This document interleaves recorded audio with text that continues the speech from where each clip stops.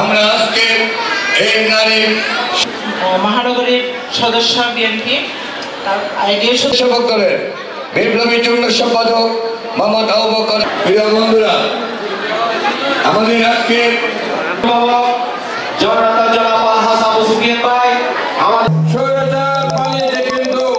আমাদের জনদুর্ভোগ এখনো কমে নাই।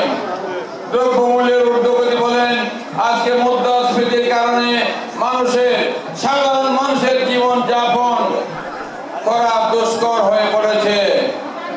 মানুষের ইনকামের সাথে আয়ের সাথে ব্যয়ের সঙ্গতি মানুষ খুঁজে পাচ্ছে না। কি প্রয়োজন? আমাদের ঐক্যবদ্ধ প্রয়াস, ঐক্যবদ্ধ সংগ্রাম এবং সম্মিলিত প্রচেষ্টা। সেই প্রচেষ্টার মধ্য দিয়ে আমরা মানুষের ভাগ্যের পরিবর্তন ঘটাতে চাই। তারেক রহমান, আমাদের নেতা তারেক রহমান যে 31 দফা কর্মসূচি দিয়েছে, সেটা আজকে না, কিন্তু সেটা কিন্তু দিয়েছিল 13 জুলাই 2023 তারিখে, যেটা আপনাদের কাছে সবার কাছে পৌঁছেছে। এখানে বিভিন্ন শ্রেণীর পেশার এবং বাংলাদেশের রাষ্ট্র পরিচালনা পদ্ধতি কি হবে, মানুষের অধিকার কিভাবে প্রতিষ্ঠা হবে, সকল কিছু এখানে লিপিবদ্ধ আছে। এখানে 24 নম্বরে আছে নারীর মর্যাদা সুরক্ষা ও ক্ষমতায়নে যথাযথ পদক্ষেপ গ্রহণ। কিন্তু সংস্কারের নামে আজকে কি চলছে? সংস্কারের নামে আজকে কিছু কিছু ক্ষেত্রে খাল ক্ষেপণের প্রচেষ্টা চলছে বলে দেশের জনগণ মনে করছে, আমরা মনে করছি। আমরা দায়িত্বহীন কণ্ঠে একটি ঘোষণা দিতে চাই যে সংস্কারের নামে খাল ক্ষেপণ করা যাবে না। আগে ফেজিস সরকারের আমলে আমরা শুনেছি, তারা নির্বাচনের কথা বললে, জনগণের অধিকারের কথা বললে তারা উন্নয়নের কথা বলতো, তারা উন্নয়ন জিকির করতো, স্লোগান তুলতো।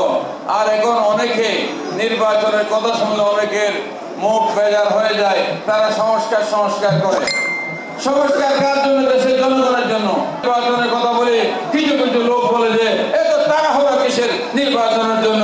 আমরা বলছি তাড়াহুড়া অবশ্যই আছে, কারণ আমরা এক মুহূর্ত বাংলাদেশে জনগণের প্রতিনিধি যারা অনির্বাচিত কোন সরকারকে এক মুহূর্ত আমরা ক্ষমতা আমরা নির্বাচন চাই। এবং যারা নির্বাচনের কথা শুনে যাদের মুখ বেজার হয়, যারা এত তাড়াহুড়া কিসের যেটা যারা বলে, তাদের মনের মধ্যে কিন্তু কুখিয়াল আছে, কুখিয়াল।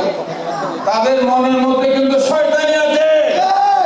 এই শয়তানের কুমন্ত্রণা থেকে আমাদেরকে বেঁচে আমাদের যে জনগণের যে কাঙ্ক্ষিত গণতান্ত্রিক সরকার, জনগণের সরকার, আমাদের সরকার, আমরা ইনশাআল্লাহ প্রতিষ্ঠা করব।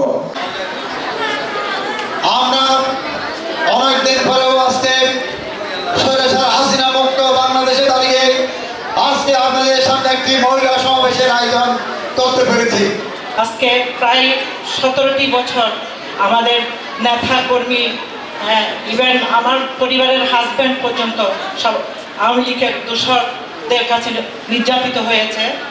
হ্যাঁ, আল্লাহ তাআলা আমাদের সবার দোয়া কবুল করেছেন। 5ই আগস্ট শেখ হাসিনা খুনি স্বৈরাচারী দেশ ছেড়ে পালিয়েছেন।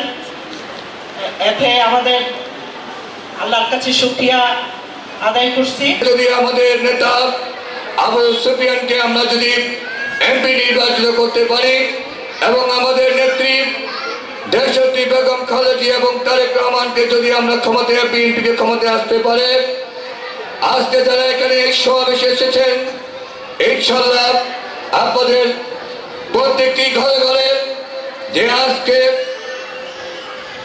যে কি কার্ড, যে কার্ডের মাধ্যমে আমরা স্বল্প মূল্যে আমাদের দুস্থ নারীরা যাতে স্বল্প মূল্যে বিজেপি কার্ড পেতে পারে, সেই ব্যবস্থা আমরা ইনশাআল্লাহ আপনাদেরকে করে দেবো ইনশাআল্লাহ।